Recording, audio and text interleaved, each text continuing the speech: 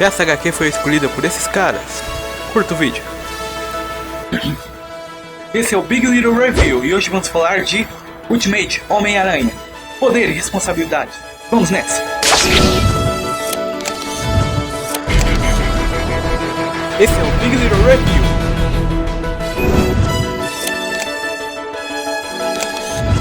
Todo mundo conhece a origem do Homem-Aranha, seja quem não leu HQs ou tudo mais, ou pra quem leu, relembra a origem dele em quase todas as revistas no começo dela.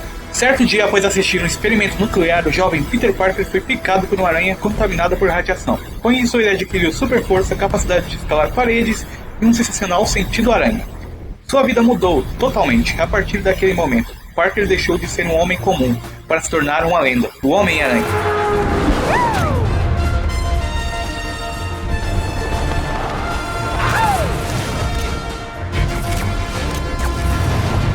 E todo mundo gosta do Homem-Aranha, isso é uma verdade irrefutável. Mas chegou um momento, lá nos anos 90, em que praticamente tudo que era da Marvel ou qualquer editora sofreu uma crise editorial. Os heróis da Marvel, principalmente, que a Marvel, não sei quem estava nos anos 90, mas acho que quem passou vivo por lá, se lembra daquela declaração de falência da Marvel, onde ela teve que vender os personagens dela, os direitos dos personagens para emissoras de TV, estúdios, e começou aí uma nova era para a Marvel. Bom, desde que o Stan Lee e o Jack Kirby e outros caras começaram a reformular os personagens e criar outras coisas para a Marvel, nunca foi mexido drasticamente na cronologia da Marvel, diferente da DC, que teve que criar uma crise só para unificar os universos e tudo mais, que era a real intenção deles, assim como a Marvel criar um universo unificado que obrigasse o leitor a comprar várias revistas para entender uma história, uma mega saga.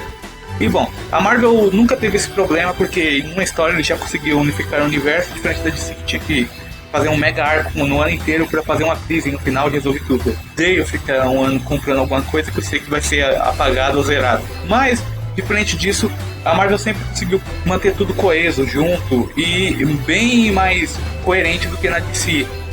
Eu não sou Marvete, tá? Então não me julguem, mas é verdade, os decenautas mesmo concordam com isso. A Marvel sempre mantinha um universo mais coeso, mais junto, mais agarrado, que você conseguia acompanhar sem ser mais qualquer coisa, tá ligado? Mas nos anos 90 tinha um problema, as histórias, como o Frank Miller tinha revolucionado tudo com o Cavaleiro das Trevas, ou o próprio Demolidor dele, tudo na Marvel ficou meio massificado, não tinha mais história. Uma HQ que eu levava uma hora pra ler, eu acabava lendo em 10 minutos, não tinha uma história. Normalmente era sempre porrada, um diálogo, porrada, diálogo. E não tinha uma história a seguir e depois tinha flashbacks pra justificar uma história, pra ter aquela porrada e tudo. Mas o Homem-Aranha sofreu muito nos anos 90 com as histórias dele e na década de 2000 também, que ele virou beat do Tony Stark. Ele só funcionava em mega arcos. E então a Marvel já tinha vendido o direito dos personagens dela para emissoras, começou a surgir desenhos, jogos e outras coisas para a geração atual daquela época. E o Homem-Aranha foi um dos personagens que mais se deu bem com isso. Quem não se lembra daquela animação dos anos 90 lá que era bem legal, que foi meio cancelado no final da temporada, eu acho.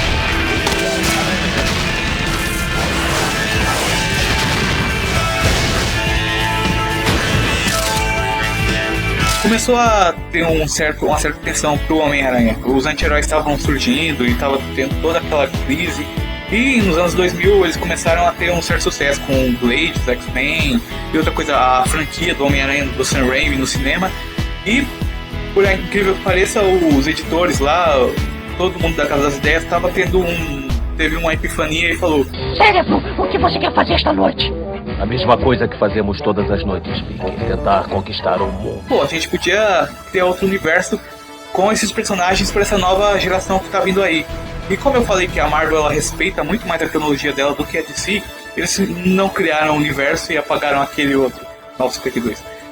Eles simplesmente criaram um outro universo alternativo, que ia continuar em paralelo com o outro.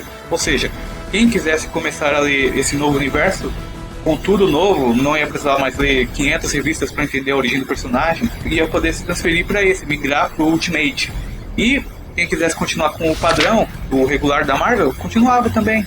E isso foi uma ideia. Eu, na época, eu achei uma porcaria que eu falei, mas eu já li tudo, faço tudo do Homem-Aranha, agora eu vou ter que começar tudo de novo, eu gastei dinheiro à toa.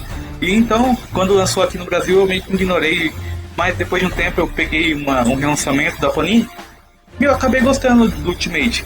Não era aquela coisa assim, eu ainda vou sempre achar o universo regular muito melhor que o Ultimate, mas Homem-Aranha Ultimate é legal. E bom, a Panini relançou uma coleção aqui com as histórias clássicas do Homem-Aranha, ou as edições mais clássicas dele, como A Morte de Jim the Wolf, A Paz do McFarlane, acho que Tormento, o 2099, e essa aqui, Ultimate Spider-Man, com as primeiras edições do Ultimate Spider-Man, acho que são as 7 primeiras que tem o arco do Duende Verde e a descoberta do Peter Parker com os poderes de aranha. Praticamente tudo no universo Ultimate é bem menos jogado, tudo mais junto, com as origens sendo mais até coerentes. Mesmo eu não gostando disso, eu acho que o Homem-Aranha tem que ser um acidente, não alguma coisa planejada ou destino. Eu odeio destino. Eu acho que o Ultimate Spider-Man, ou o universo Ultimate, é um exercício de preguiça, porque é muito mais junto, menos enrolação, por mais que eu goste disso, mas é um exercício de preguiça. É mais legal você saber a história do personagem desde que ele foi criado, mesmo aquela galhofice ou momentos de vergonha alheia, tá ligado? Eu me interessei pro universo Ultimate, porque realmente era uma releitura do personagem. E bom, em Ultimate Spider-Man a gente tem um Peter Parker jovem, que consegue manter uma relação bem estável, entre aspas. Ele já tem a Mary Jane, que é uma fusão da Gwen com a Alice e outras coisas assim, que ela gosta do charme nerd do Peter. Ele não é um garoto popular, né? Ele tem razão pra ele não ser popular, que ele é tímido aqui, e as garotas até gostam dele, mas como ele é tímido, não tem graça. E a Mary Jane gosta desse charme dele, mas ele não é um expert nisso, ele não é o forte dele ter relacionamento. Ele mora em Nova York, lá com o tio Ben, a tia May. Pra quem só conhece o Peter Parker do universo padrão, regular, ou quem não conhece, que acha que ele só é um nerd perdedor, o Peter não é um nerd perdedor, ele só era um nerd, pô. Cara comum, aparentemente, o jovem da época. E aqui ele é um nerd tímido só, que por incrível não é popular porque ele é tímido, tá ligado? Os garotos gostam dele. Ele é zoado pelos colegas, tem essa coisa já do Peter Parker comum, assim, que ele não tem atitude suficiente pra fazer as coisas dele. E tem o tio Ben, né, que é o cara que ajuda o Peter, dá força pra ele e sempre vai estar apoiando ele e a tia dele, então... E bom, a origem dele aqui é um pouquinho diferente em mínimos detalhes, assim, quer dizer, em muitos detalhes. Eu não vou falar muito dos pais dele porque seria um spoiler já do futuro da série mesmo, com o Venom. Então eu vou deixar essa parte meio parada por enquanto. Não sei se a Panini vai continuar lançando aqui, talvez eu pare depois. O Peter Parker aqui, a origem dele é um pouquinho diferente. Tem citações, por exemplo, a aranha que acaba picando ele aqui, ela não é radioativa, ela é geneticamente modificada. O que é bem legal, assim, porque, por causa da referência. Porque na época que o Homem-Aranha surgiu, ele surgiu na era atômica, era radioativa, o medo da radiação, em que todos os heróis praticamente, o Hulk, o Homem-Aranha mesmo, ou dependendo da época, o herói tinha origem meio que semelhante ao background da população. Por exemplo, o Namor, ele representava muito o povo asiático lá, a orelhinha, olho puxado, a pele meio diferente, e ele era um vilão, depois que ele foi virar herói, mas não vem ao caso aqui. E bom, aqui ele acaba, o Peter Parker da história, ele tá indo visitar as indústrias Oscorp, e ele acaba sendo picado por essa aranha. E depois ele descobre os poderes. E a origem dele depois disso, assim, quando ele é mordido, mas ele vai ser o Homem-Aranha. Ele não tem um total controle do poder. Ele vai descobrindo pouco a pouco os poderes dele, o que ele pode fazer, usar inteligência e tudo mais. Acaba que a origem dele começa a seguir bem aquele esquema lá, que o tio Ben acaba morrendo. E por um momento egoísta dele, que ele acaba deixando o ladrão escapar, e esse ladrão matou o tio dele.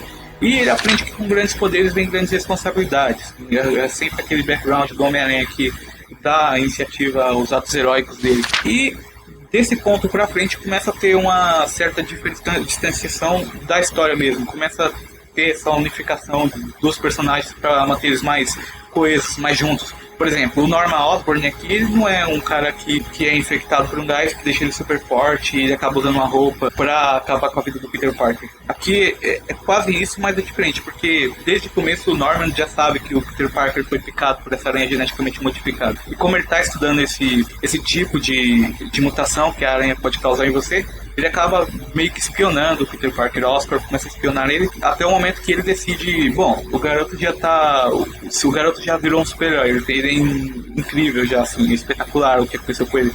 Então, chegou a hora de ele testar nele, ele acha que vai dar certo, né, mas ele testa de outro jeito, concentrado, modificado para ele ficar mais forte. E a diferença do Duende Verde daqui é porque ele nem mesmo se chama Duende Verde no começo. E ele não é o Duende Verde, ele acaba virando o Hulk, então ele não fala, ele não faz nada, assim. ele só murmura, Parker. Tem essa diferenciação. É o Hulk, cara. Ele nem anda no planador direito assim, ele pula. Que nem o Hulk. É o Hulk, praticamente. Tem muitas coisas que quem nunca leu assim vai identificar, ou quem leu e foi ver o novo filme, essa nova franquia do Homem-Aranha, mais ou menos espetacular. Quem só foi ver essa franquia pegou muito do Ultimate. Tem cenas idênticas do Ultimate. Tem as partes que ele descobre o poder, quando ele vai jogar basquete com Flash, tipo, é meio chupado assim. É um Homem-Aranha pra esse novo público aí. E a Marvel consegue continuar a cronologia sem fazer alguma merda. Por exemplo, a Mary Jane e o Mephisto, pra quem entendedores entenderão. It's over. Não. Please.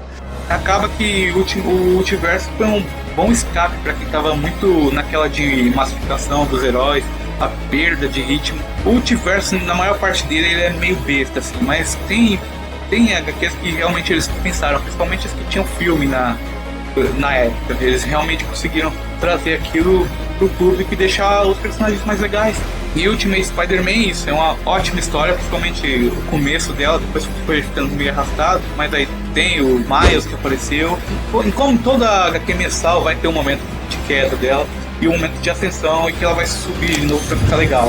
E pra quem não conhece Ultimate, tá querendo, também foi explorado em outras franquias. Tem o jogo do PlayStation 2, do PC, do GameCube, Xbox e outros consoles, foi lançado, que é bem legal.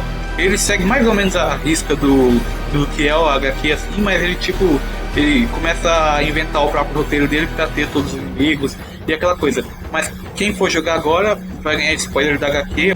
Mas o jogo é bem legal, dá pra jogar com o Venom e com o Homem-Aranha alternadamente, assim, a história deles segue muito bem e o final é muito legal. E é Ultimate, cara, então tem todo aquele apelo pros fãs.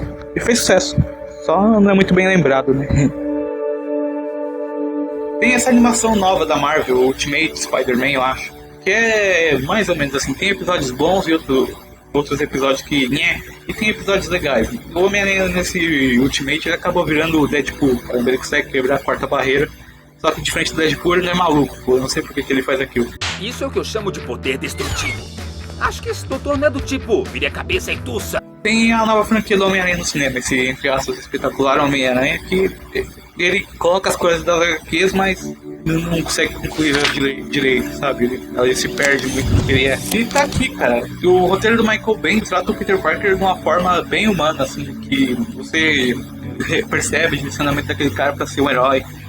Tem momentos que ele tá com raiva, tem momentos que ele cai de cabeça na ideia que ele quer pra ele, principalmente quando o tio Ben morre. É bem legal, assim. E foi feito assim, é um HQ bem rápido pra você ler separadamente pode parecer bem chato, mas quando tá no encadernado junto assim, que tem uma sequência, eu acho que é os ganchos, os ganchos das edições são muito bons, então você consegue meio que seguir sem ficar entediado com eles. Como é uma HQ contínua em um encadernado, você não fica entediado, já se fosse como eu peguei edições separadas, o gancho deixava você muito insatisfeito. E aqui não é o caso, a Panini lançou essas HQs aqui, eu não sei se elas vão continuar.